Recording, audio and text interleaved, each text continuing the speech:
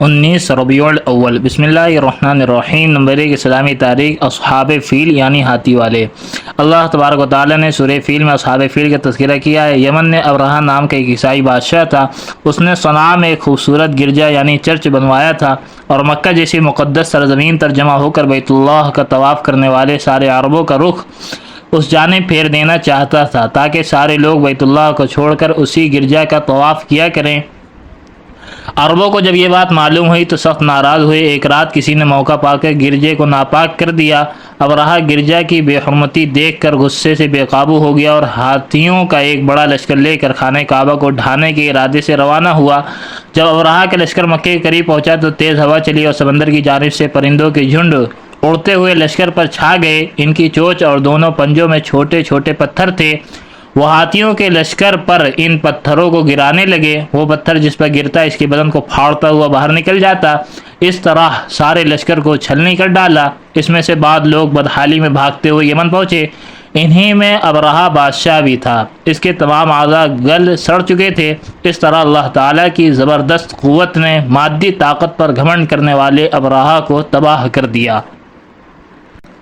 Number 2 اللہ کی قدرت۔ سمندر کی گہرائی۔ اللہ تعالیٰ نے دنیا کے 3 حصوں میں سمندر بنائے جن میں بہت سی مخلوق رہتی ہے۔ ان میں بعض سمندر اتنے زیادہ گہرے ہوتے ہیں کہ سائنس کی ترقی کے باوجود آج تک اس کی گہرائی کا کسی کو علم نہیں ہو سکا۔ پھر اللہ تعالیٰ نے سمندر کی گہرائی میں پانی کے اس قدر دباؤ رکھا ہے کہ جب اس کی گہرائی ناپنے کے لیے کوئی چیز وہاں پہنچائی جاتی ہے تو پانی کے دباؤ کی وجہ سے وہ پچک جاتی ہے اور سمندر کی تہہ تک نہیں پہنچ پاتی۔ سمندر کے بے پناہ گہرے پانی پر اللہ ہی کی قدرت ہے۔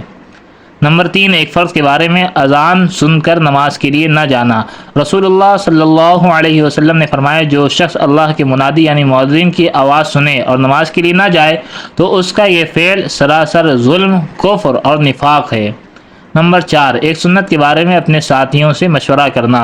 حضرت ابو ہریرہ رضی اللہ عنہ فرماتے ہیں کہ میں نے رسول اللہ صلی اللہ علیہ وسلم سے زیادہ صحابہ کرام کے ساتھ مشورہ کرتے ہوئے کسی کو نہیں دیکھا۔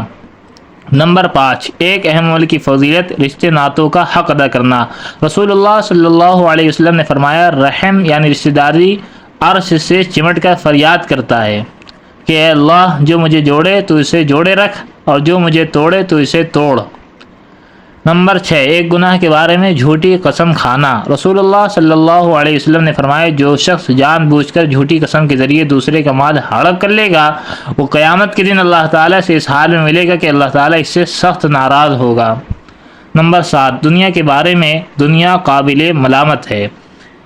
رسول اللہ صلی اللہ علیہ وسلم نے فرمایا، دنیا اور جو کچھ دنیا میں ہے سب ملعون یعنی اللہ تعالیٰ کی رحمت سے دور ہے، سوائے اللہ کے ذکر اور اس کی چیز کے جو اس کے قریب ہو، اور عالم اور طالب علم۔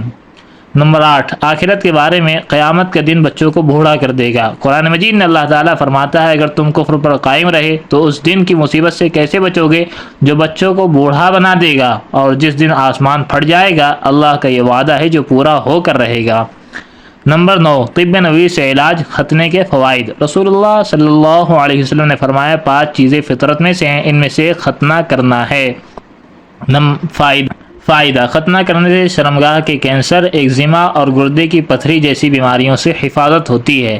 نمبر 10 قرآن کریم کی نصیحت۔ قرآن مجید میں اللہ تعالیٰ فرماتا ہے، جب تم کو کوئی سلام کرے تو اس سے بہتر الفاظ میں یا ویسے ہی الفاظ میں سلام کا جواب دیا کرو۔ سبحان اللہ بحمدہ، سبحانک اللہم وبحمدک، نشہد ان لا الہ الا انت، نستغفرک ونتوب الیک۔